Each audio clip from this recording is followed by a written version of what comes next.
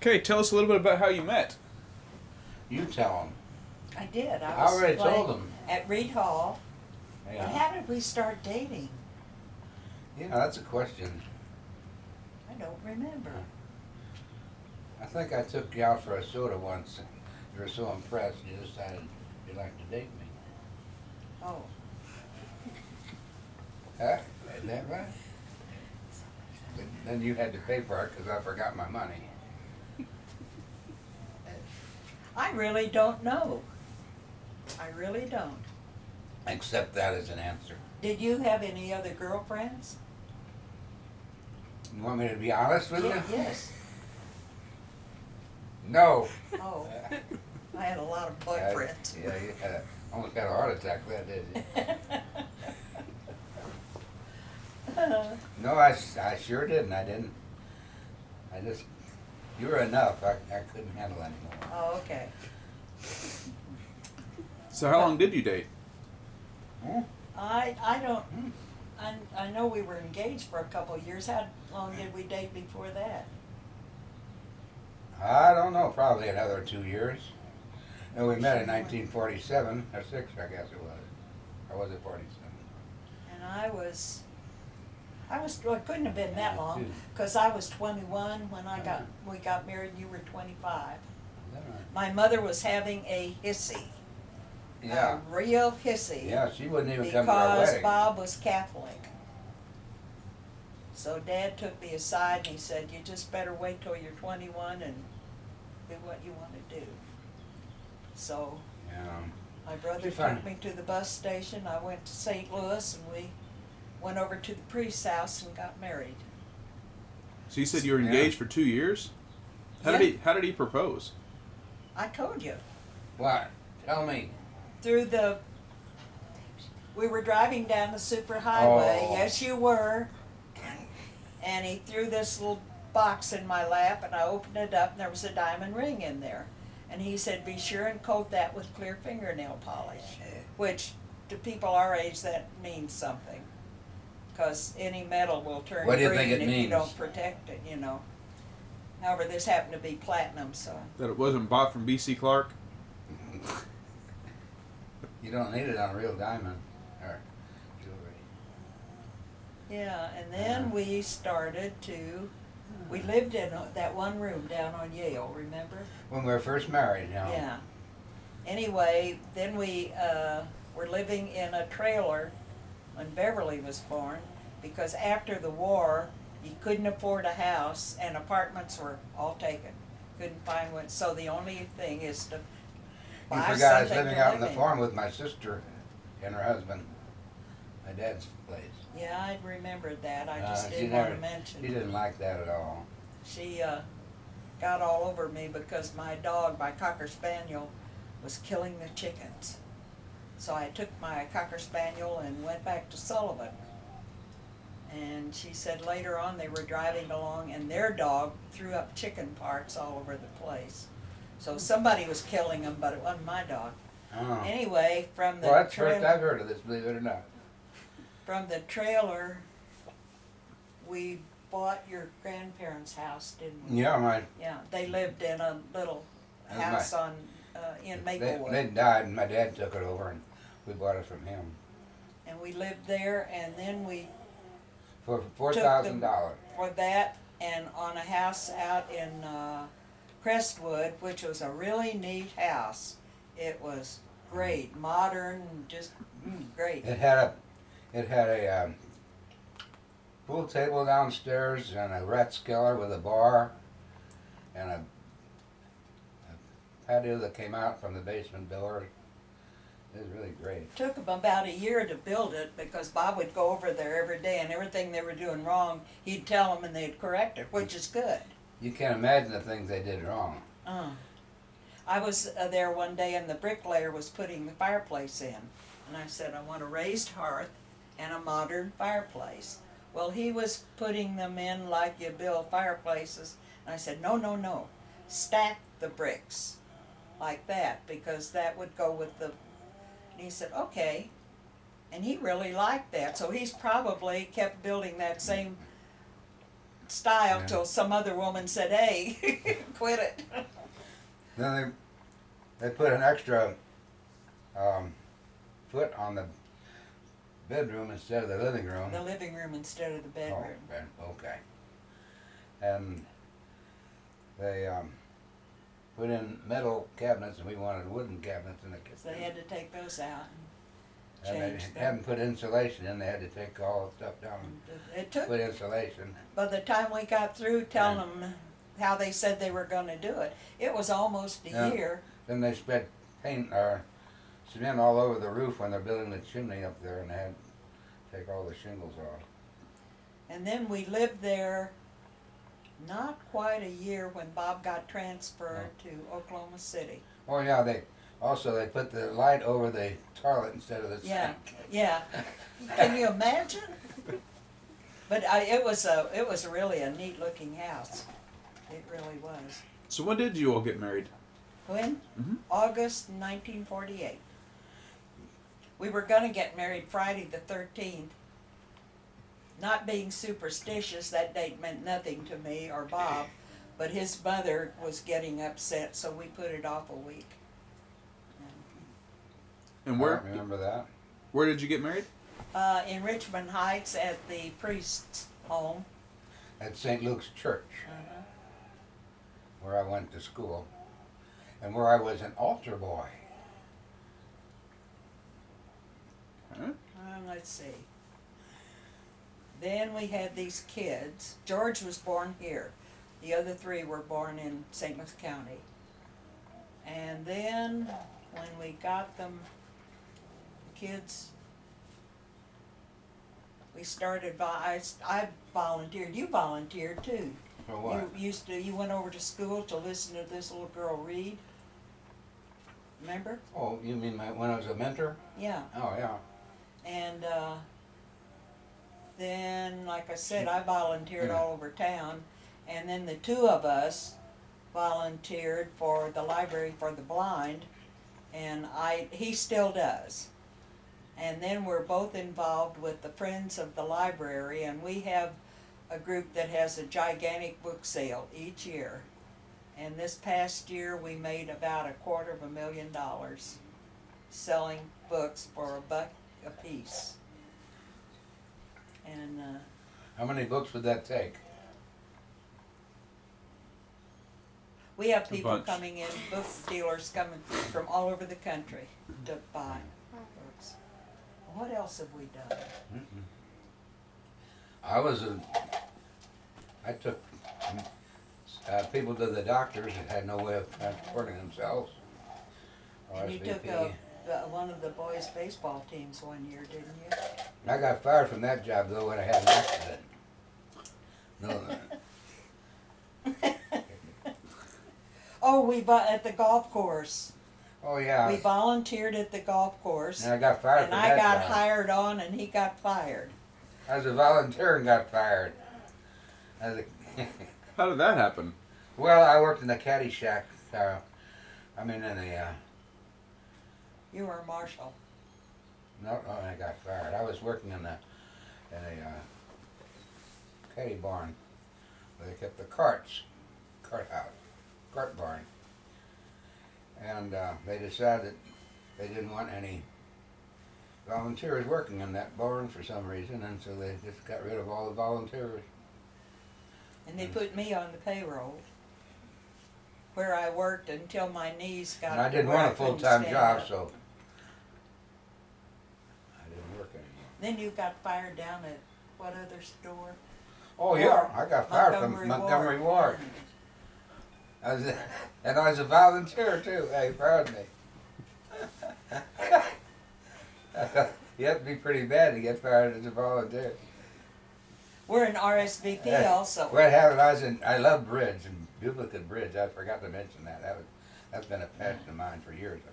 Playing tournaments, bridge tournaments, and anyway, there's a big sectional bridge tournament coming up in Oklahoma, and I told them I was going to play in it, and they said you're going to have to work that day, and I said I'm sorry, I got to play in that tournament. It's the biggest one of the year, and so I played in that tournament, and they terminated me. It's just a temporary part-time job during Christmas. Bob has two passions in life, golf and bridge. When the kids were smaller, I told them, we're gonna have to put a picture of you up because they don't know what you look like. He was at work in the day and golf on the weekend and golf in the evening, and he Don't really forget liked bowling. Well, we both bowled, but that's nothing. You never know this, but I bowled and you didn't know I was bowling once. Oh, I tell you, I got a good Yeah, one. I I did. got a good one. This guy that used to be an altar boy, you know. I was ironing. We went to Mass separately. I was also the assistant organist. And I'd go to Mass. He'd stay home. Taking 4 kids to Mass is no fun. And then I'd come back and he would go to Mass. And I had friends said, "Is Bob all right?"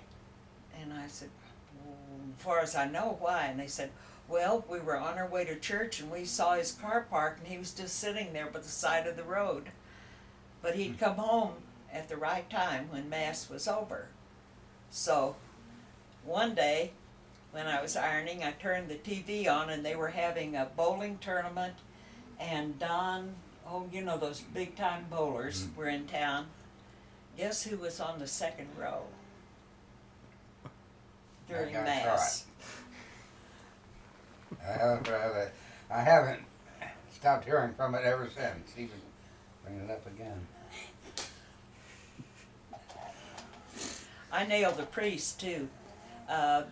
Before they had their big fancy house and everything, just a little house there, the ladies would take turns going in to do cleaning, vacuum, and stuff like that. Well, the group I was with was over there one day and we were vacuuming, and I had started a girls' volleyball team.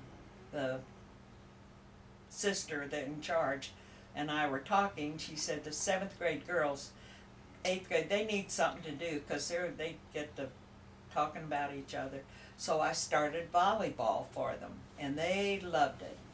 So anyway, what was I talking about?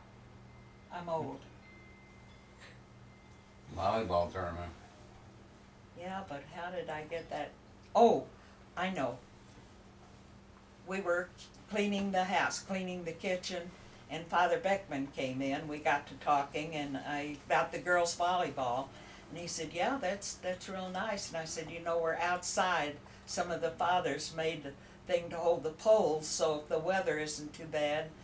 And I said, "But I noticed the boys get to go to the gym and play." And he said, "Well, they're boys." And I turned around and gave him the look. Oh. He suddenly had an appointment and ran from the house. Huh. You never talked to him again, didn't you? Oh yeah, he was a nice guy, but he shouldn't have said that. Girls are as good as boys, you know. So tell us about a family trip that you all went on. I remember one going down to the Gulf, and you brought Oh shelves. yeah, and when that. we rented that, what are they? We took the Motor kids home? down. Yeah, I'm not sure Beverly went. She may have, Well, they all but went. she may have been married by then. No. No, she went. We took a motorhome down and all the kids and parked and just had a really, really good time. Because, like Gas I said, was my dad 57 did it cents a for me. gallon. I wanted to do it for them, you know. And this time the whole family went. Usually it would just be me and the kids. And we'd go down, go places. I had a cafe then, and We I couldn't tent go. camped. We tent camped, remember? oh, we used to tent camp. Yeah, several number of times. Yeah, that was fun. We play, and then in the evening, this tent was big enough for, it was big. And we'd all get in our sleeping bags and lay there and we'd play 20 questions. And I remember one night we decided the thing was George. So the kids could ask questions that we answered yes or no. And they were asking and they got up to the 20 and they still couldn't guess it. Well, what was it? And I said, George.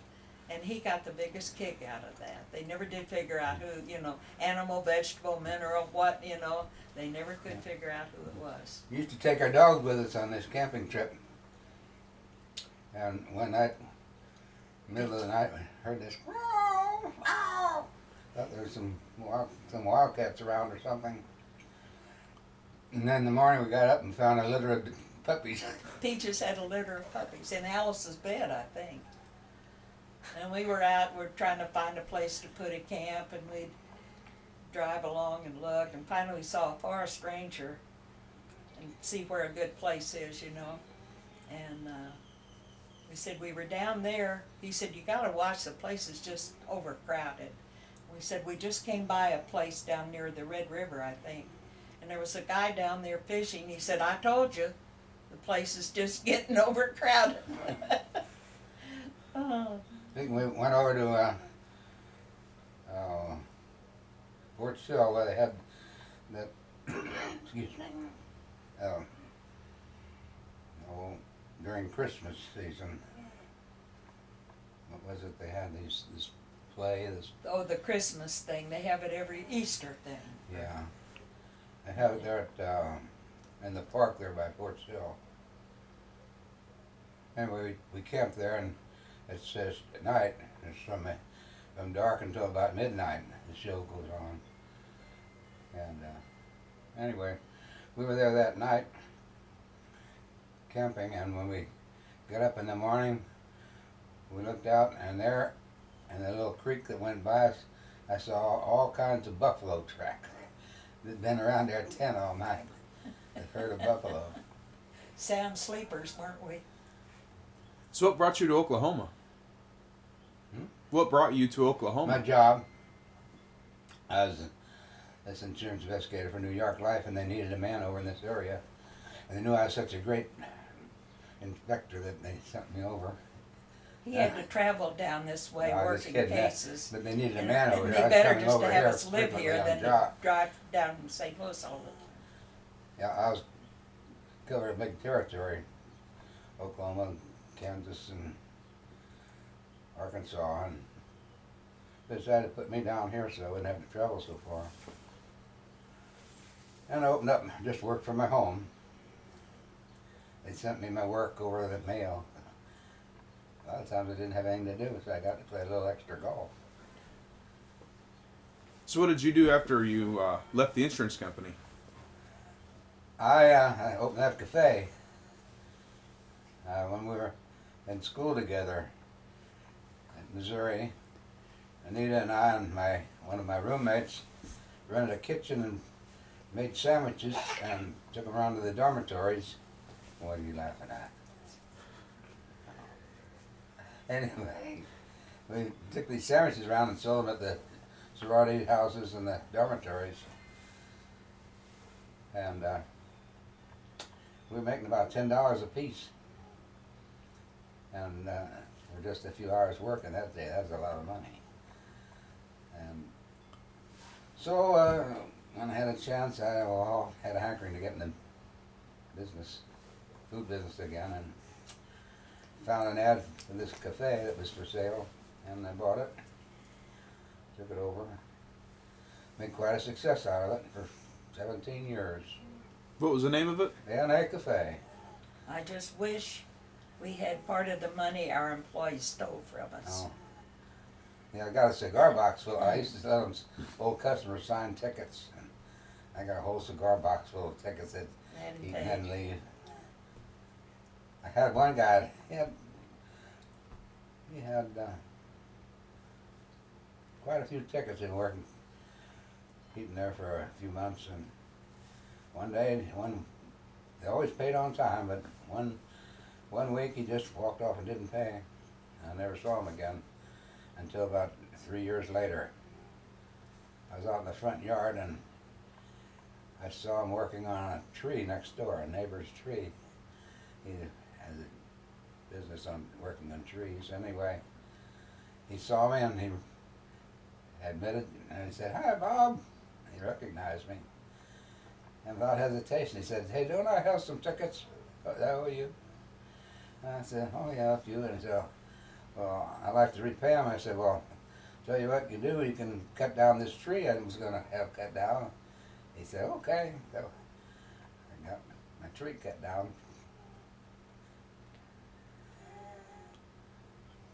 And one guy come in, and I don't know why they thought that we were nice. We're not that nice. Give them food, give food away, other than signing tickets and nothing. And I told him, no, Bob was gone, I was running it. No, I said, we've worked out this deal with the bank. They're not gonna sell food and we're not gonna lend money. And he went, and turned around and walked out. I probably got several hundreds of dollars worth of signed tickets in a little box I got. But let's send 2 kids through college, we have no trouble financially, so I can't complain. If you don't have much money, you don't spend much money, that's. I was only 57 years old when I quit working, so I did all right. And credit I haven't worked for cards, 30 years, people didn't except have volunteer credit work. cards then. except that job at Sears Road, more the only job I've had in 30 years. I got fired. So I understand you all like gardening. Can you tell us about that? I love gardening, he That's her field. loves golf. Yeah, I love I guess it's being a rural person, but I just love gardening. Matter of fact, she's a master gardener, and she goes around judging flower shows all over the state. All over this part anyway, within 30 miles, 40 miles. The best part though is county fairs. I love county fairs because they're small towns and that's where I grew up, you know.